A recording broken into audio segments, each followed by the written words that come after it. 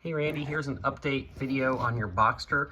As you can see, I have the transmission off and the IMS bearing out.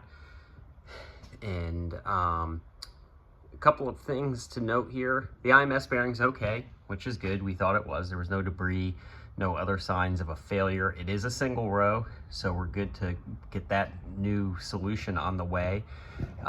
If you recall, there was a pending code for a oxygen sensor condition at idle, and when I pulled off your secondary catalytic converters, one of them, the passenger side, there was a bunch of stuff in it, and what that is your bank 1 header or manifold with the catalytic converter. I don't know if you can see, that's your oxygen sensor there. It's all caked up with the honeycomb material. So that header catalytic converter is bad. So we're gonna have to find another one of those, which isn't too big of a deal. It's just on that bank. This bank, you can see that's what you wanna see, the honeycomb material. Sorry, it's a little hard with the light. Let's see if I can get you a better view. So that's what it should look like, honeycomb throughout in there. See if I can get the camera to focus. It's not cooperating. So that manifold is bad. I'll look up a used one. I don't think you want a new one. They're insanely high. The bearing is out. I can tell someone has been in here before because someone had scribed the numbers on the bell housing bolts. These were way over torqued. These are supposed to be at 63 foot-pounds. I'll give you an example. One of these bolts was seized, this one here, and this bolt took a good long while to get out, and I'm going to have to re-tap it. Luckily, this is in an area where it's not this bolt hole, but it's on the other side. But you can see how this is not internal to the block. This bolt can go all the way through the back side here.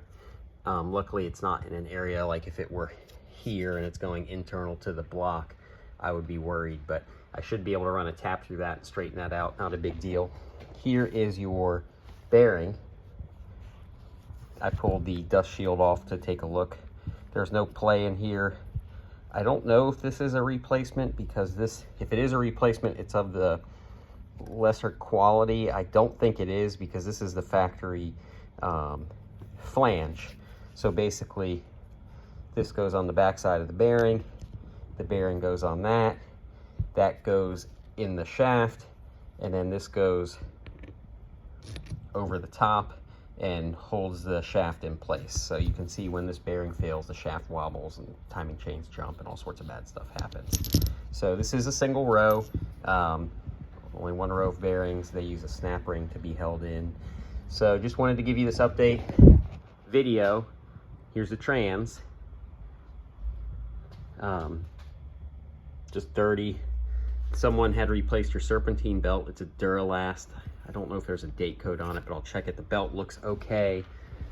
Here is your clutch. This is original. You can see the Porsche crest, and you are right at the rivets. So pretty good timing here. I mean, depending on how you drive it, I don't know how much longer this would have lasted. There are a good bit of hot spots on your pressure plate. Clutch kit comes with a pressure plate, wear disc, and release bearing. And then your flywheel is pretty got pretty hot here. And it's also original. I would recommend replacing this whole unit. These are your tensioners for the timing chain here. This is bank 1, and then I have your tensioner for the IMS chain tensioner here. What else do we have here to note? Really, the only surprise is the catalytic converter. There is a cat in there. I'm going to see if I can put my scope in there to check to see if that, make sure that's good. It's just debris from the primary exhaust manifold. And then I'm going to clean this all up. We'll start ordering parts. I can also see where this looks like it's been leaking. This is pretty nasty. That air oil separator doesn't look original, so I would assume that's been replaced. But since I'm right here, I would recommend it. That's the accordion tube that always leaks. Hard to tell if it's leaking from there, maybe leak down, or if this isn't seated properly. This is pretty easy to not have on completely and get an oil leak. I would probably say go ahead and replace the air oil separator for sure, and that tube, because getting to this tube is a huge pain with the transmission in here.